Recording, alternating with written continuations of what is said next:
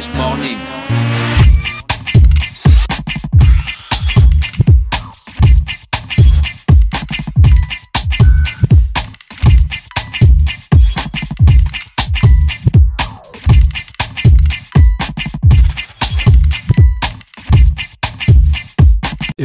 Urban FM. Découvrez et apprenez Urban FM. C'est la première radio urbaine en Gabon. Urban FM, c'est aussi une équipe de jeunes dynamiques à votre écoute pour vous satisfaire. La recherche d'une qualité de son parfaite, de nouvelles techniques de communication. Urban FM, c'est une nouvelle manière de voir et de faire de la radio. Grâce à Urban FM, vous n'écouterez plus la radio de la même façon. Entrez dans l'univers Urban FM 104.5, la station urbaine. 104.5, 104.5, 104.5. Urban FM. Urban FM. Le réveil matinal le plus haut de la capitale sur leur radio. La plus haute de la capitale.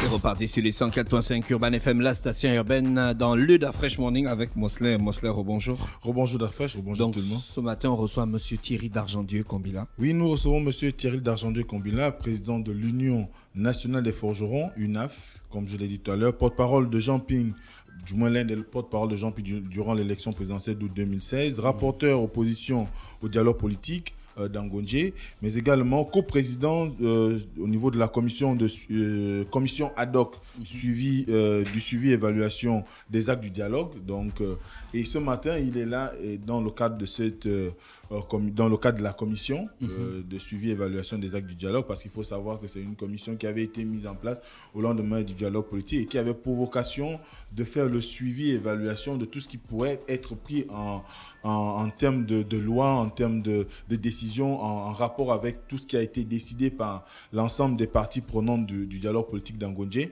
Donc nous, ce matin, nous le recevons pour faire un tout petit peu le point. Il est clair qu'il s'agit de le point de l'opposition, puisqu'il s'agit d'une commission paritaire, opposition-majorité. Donc c'est d'abord le point de l'opposition, surtout qu'il y a eu une actualité qui est en rapport avec le fait que 9 des commissaires de l'opposition ont saisi la Cour constitutionnelle le 23 février dernier. Donc c'est un peu dans cette ambiance que nous le recevons ce matin.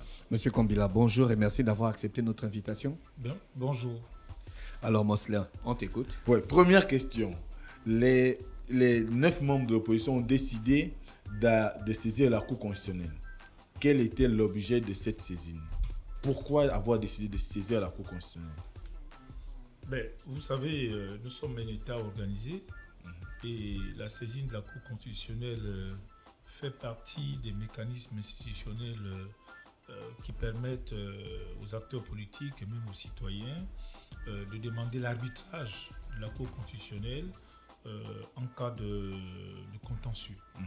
Donc une requête a été déposée à la Cour constitutionnelle dans le sens de donner un arbitrage en rapport avec un point de fixation du dialogue politique. On peut connaître le point? Le point de fixation, c'est, disons, la composition de l'Assemblée plénière du nouvel organe compétent à organiser les élections et à les administrer dans notre pays, donc le Centre gabonais des élections. L'article 49 du protocole d'accord d'Angondje prévoit effectivement que cette instance est paritaire, c'est-à-dire majorité-opposition, avec un président du Centre gabonais des élections qui sera désormais élu par une assemblée des pairs, bien sûr. Et que malheureusement, dans l'ordonnance qui a été prise récemment par le Conseil des ministres, on y retrouve au sein de cette instance effectivement 5 membres de l'opposition, 5 membres de la majorité, mais malheureusement aussi 5 membres venant des départements techniques. Nous posons le problème... Cela n'avait pas été prévu pour les départements techniques? L'article 49 du protocole d'accord ne prévoit pas l'existence ou la présence au sein de l'Assemblée plénière de CGE, du Centre gabonais des élections, des représentants des ministères techniques. Nous posons ici le problème de l'impartialité et de la neutralité en fait de l'administration. Les fonctionnaires, lorsqu'ils viennent pour accompagner les politiques dans la mise en œuvre d'un certain nombre de politiques publiques, ils sont considérés comme des experts et apportent en quelque sorte une aide à la décision.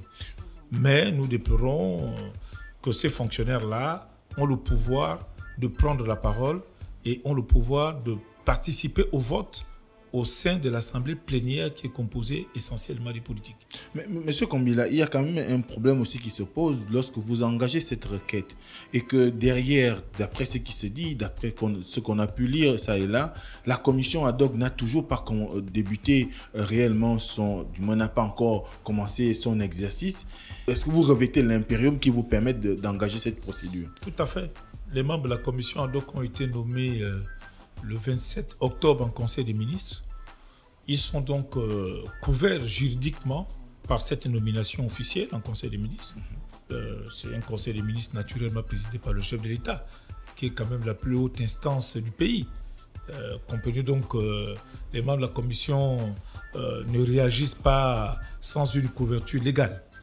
Et en ce qui concerne les travaux, régulièrement le bureau de la commission se réunit de façon paritaire, majorité opposition, mais également nous avons déjà eu une assemblée plénière convoquée par ce bureau il y a plus d'un mois. Est-ce que vous ne pensez pas que l'introduction de l'appareil, du moins le fait qu'on ait ajouté des techniciens du ministère de l'Intérieur, je présume, dans le processus de gestion du CGE et rentre dans le cadre de l'ambition du gouvernement ou de l'exécutif de faire en sorte que, au-delà des politiques qui peuvent avoir des carences au niveau de la gestion des élections, qu'on ait des gens qui soient quand même outillés pour ces questions-là? Mais ce modus operandi a été expérimenté au dialogue politique, où nous avions un secrétariat technique constitué essentiellement des fonctionnaires issus de la primature et du secrétariat général du gouvernement. Et j'avoue que ces fonctionnaires ont fait un travail remarquable dans la rédaction au quotidien des rapports et des procès-verbaux, puisque j'étais un des rapporteurs du bureau du dialogue. Et j'ai apprécié avec exactitude la compétence de ces fonctionnaires. Mais en aucun moment, ces fonctionnaires n'ont pris part au débat. Ils assistaient au débat pour prendre des notes et pour produire les rapports qui ont permis au bureau de travailler en toute sérénité. C'est-à-dire à moi-même et au secrétaire général du gouvernement, Ali Agba Onanga, qui représentait la majorité. Donc je suis bien placé pour apprécier le travail éloquent qui a été mené par ces fonctionnaires. Mais je pense que c'est exactement la même attitude que les fonctionnaires doivent avoir au sein de la CENAP, ou du moins du Centre gabonais des élections, de la CENAP qui s'est muée en Centre gabonais des élections. Nous ne sommes pas contre la présence des fonctionnaires, bien au contraire. Nous les considérons comme des experts, mais pas comme des hommes politiques. Et il y a un principe fondamental dans la loi qui est celle du statut général des fonctionnaires. Il y a un impératif catégoriel qui est que les fonctionnaires doivent obéir à deux principes fondamentaux de l'administration, la neutralité et leur impartialité. Nous ne comprenons pas qu'est-ce qu'ils viennent faire dans l'Assemblée plénière. S'ils viennent à l'Assemblée plénière, ils ne peuvent qu'avoir le rôle d'observateur.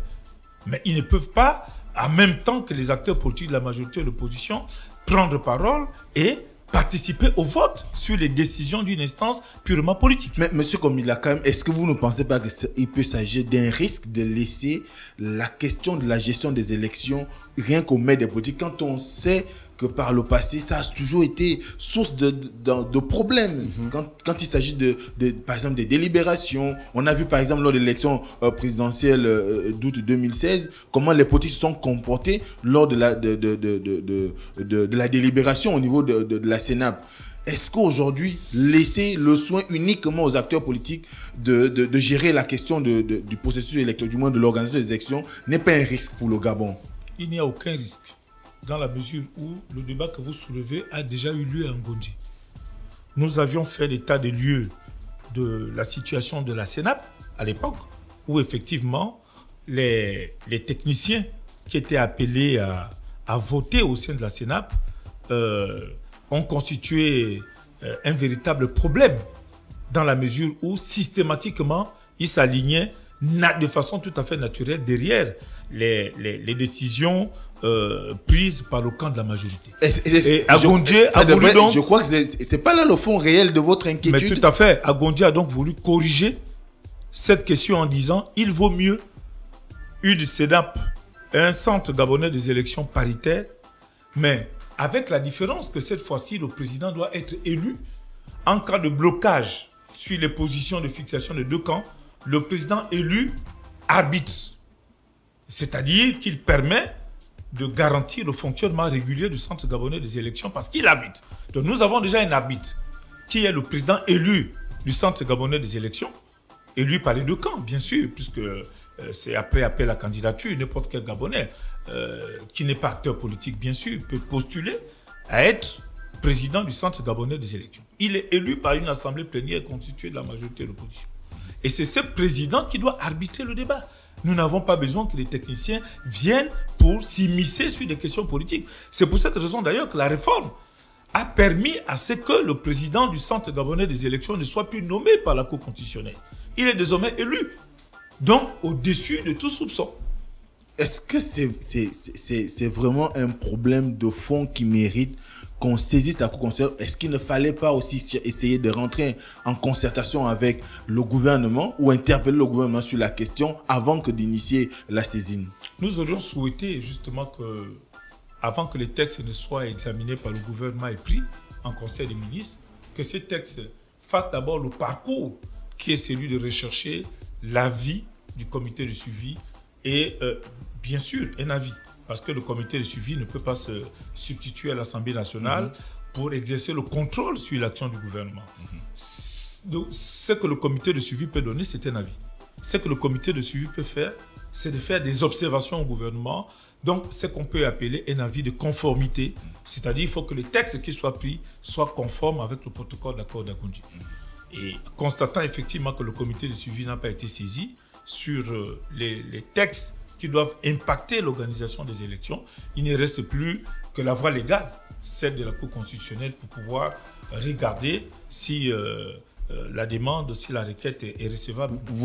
Est-ce qu'on devrait croire qu'il s'agit d'un acte de violation du protocole d'accord?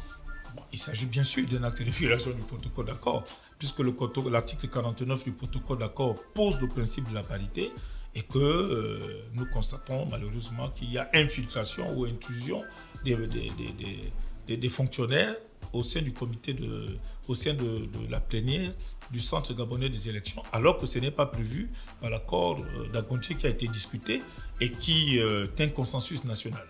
Alors, nous, on se retrouve quand même dans cette situation où on organise les élections, on prépare les élections, on parle de la commission de suivi et évaluation des actes du dialogue, mais il y a quand même une question d'ensemble qui se pose. Avec ce que vous décriez et le fait qu'il y a aujourd'hui certains partis de l'opposition qui font des sorties pour dire que certainement que l'organisation des élections législatives ne se tiendra pas au mois d'avril, est-ce que vous ne pensez pas que ça pourrait constituer des forces de blocage pour le processus?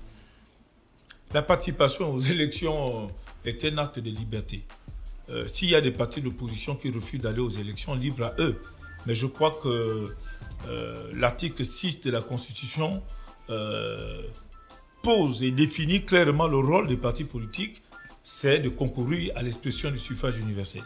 Un parti politique qui n'a plus vocation à aller aux élections doit s'auto-dissoudre, doit s'auto-exclure du jeu politique. Et quel sera désormais son rôle? Mais si on tient compte quand même de ce que vous dénoncez, le fait que le gouvernement ait pris des ordonnances qui ne sont pas en conformité avec le protocole d'accord du dialogue d'Agoundji, ensuite on a le fait que jusqu'à aujourd'hui, il n'y a pas encore eu la mise en place réelle du CGE, est-ce que le processus laisse entrevoir des lueurs d'espoir pour l'organisation du scrutin? C'est aussi ça la question. Il y a des lueurs d'espoir parce que le mérite du gouvernement, c'est quand même d'avoir pris tous les textes qui vont dans le sens du processus électoral. Un découpage électoral a été fait au niveau des élections législatives. On peut le décrier ou non, mais ce découpage existe parce que c'était la volonté des acteurs politiques au dialogue politique d'Agoundji. Je voudrais également dire que nous sommes satisfaits du fait que le Sénat a perdu plus de 50 sénateurs au profit de l'Assemblée nationale. Donc il y a une réduction de façon drastique du nombre de la population des parlementaires au Gabon. C'était un souhait de l'opposition gabonaise de voir notre Parlement effectivement ne pas être un gouffre financier pour l'État, parce que l'État a d'autres priorités. Il y a des questions qui sont liées à l'éducation nationale et à la santé. Donc nous sommes d'avis qu'effectivement il fallait réduire la population parlementaire. Ça a été fait. Donc le nombre de parlementaires est passé de 102 à je crois, à 52. 52 c'est une avancée significative pour le pays. Et nous applaudissons de deux mains cette réforme qui a été faite, qui va toujours dans le sens du processus électoral. C'est pour vous dire que nous ne rejetons pas en bloc ce qui a été fait par le gouvernement. Il y a eu des aspects qui sont allés dans le cadre du respect stricto sensu de l'accord politique d'Agondje.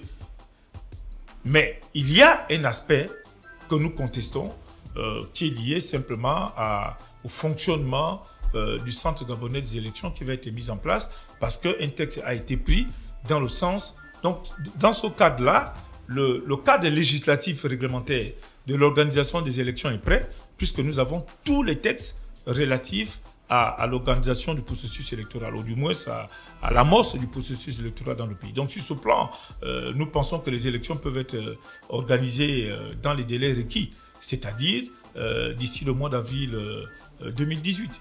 Est-ce que, du moins, quelle est aujourd'hui la position que pourraient prendre les 9 commissaires de l'opposition dans la commission de suivi et évaluation des actes du dialogue si, d'aventure, la Cour constitutionnelle jugeait utile de garder les 5 techniciens dans l'organe de gestion des élections?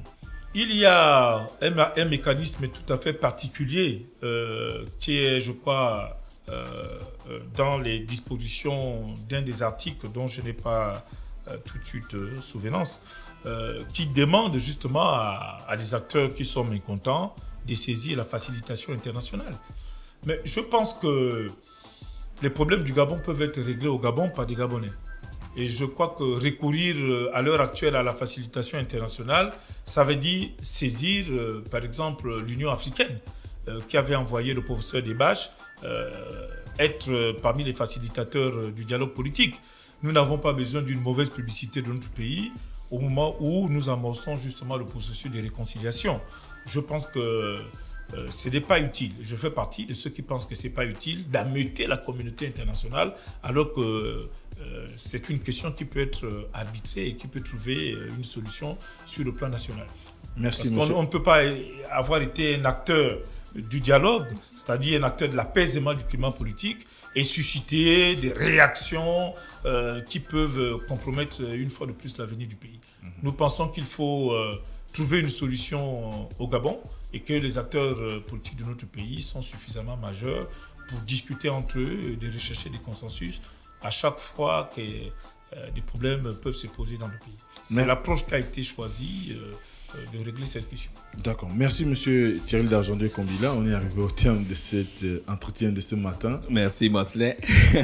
Tu n'avais pas d'autres questions? Non. Est-ce que votre parti va aller aux élections?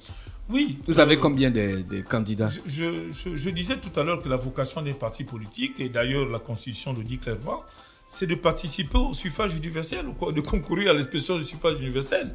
Et donc, sur la soixantaine de partis qu'il y a dans le pays, je crois que les sons discordants viennent d'une dizaine de partis qui s'opposent à l'organisation des élections, sous prétexte qu'il faut revenir au résultat de la dernière élection présidentielle, alors que vous savez très bien que les décisions de la Cour constitutionnelle en la matière sont inattaquables.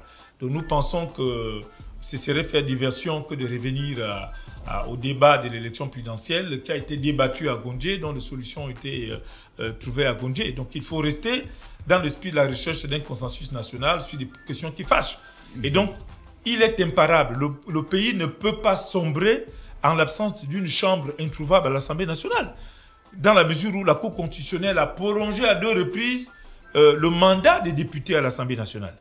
Et il est impossible de faire une 3e prolongation, c'est impossible. Ouais. La Constitution ne nous donne pas la possibilité de prolonger pour la 3e fois. Il peut y avoir un autre cas de force majeure. Ce cas de force majeure serait quoi au stade où nous nous trouvons? Il faut le trouver maintenant pour empêcher le processus électoral de se mettre en place. Il faut déclencher le cas de force majeure maintenant. Il faut le trouver. Mais c'est lequel? Mais est-ce que vous allez aux élections confiant ou bien vous allez aux élections juste pour faire figuration parce que le PDG est en train de se préparer? Non, mais moi je pense que tous les partis politiques ont les mêmes chances de gagner aux élections.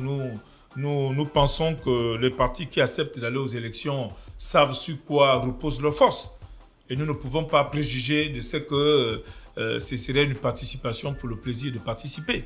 Nous ne sommes pas dans le domaine du sport, nous sommes dans le domaine de la politique. Donc vous êtes confiant. Est-ce que vous avez la ressource humaine nécessaire et financière? Et financière, parce qu'aujourd'hui, il y a quand même beaucoup d'argent qu'on dépense pour les campagnes électorales. Sachant que le pays traverse une crise. Oui, le pays traverse une crise, mais la première source financière, c'est d'abord l'État. Comme vous le savez, l'État finance les partis politiques qui participent aux élections. C'est d'abord la première ressource. Mais aussi, je pense que les partis doivent s'organiser parce que les échéances sont connues d'avance. Les échéances sont connues. Le renouvellement de l'Assemblée nationale, c'est 5 ans après. L'organisation d'une élection présidentielle, c'est 7 ans après. Donc, les acteurs politiques connaissent les échéances. Et je pense que lorsqu'ils s'organisent, ils s'organisent en fonction du temps qui est imparti. Donc, ça ne devait pas poser des problèmes a priori en ce qui concerne les partis politiques. D'accord. Merci Mosley, merci à notre invité qui était avec nous ce matin sur les 104.5, monsieur Thierry Dargendieu Kombila, qui venait donc parler des questions politiques avec Mosley dans sa rubrique politique. On va repartir donc avec René Ruth pour l'horoscope des auditeurs ce matin sur les 104.5. René Ruth, bonjour. Le réveil matinal le plus hot de la capitale sur leur radio. La plus haute de la capitale. Du lundi au vendredi, de 7h à 10h, reçoit 104.5 tonnes de musique dans le Dafresh Morning. Urban FM. Découvrez et apprenez Urban FM. C'est la première radio urbaine au Gabon. Urban FM, c'est aussi une équipe de jeunes dynamiques à votre écoute pour vous satisfaire. La recherche d'une qualité de son parfaite, de nouvelles techniques de communication. Urban FM, c'est une nouvelle manière de voir et de faire de la radio. Grâce à Urban FM, vous n'écouterez plus la radio de la même façon. Entrez dans l'univers Urban FM 104.5, la station urbaine. 104.5, 104.5, 104.5. Urban FM. Urban FM. Urban FM. Dafresh Morning.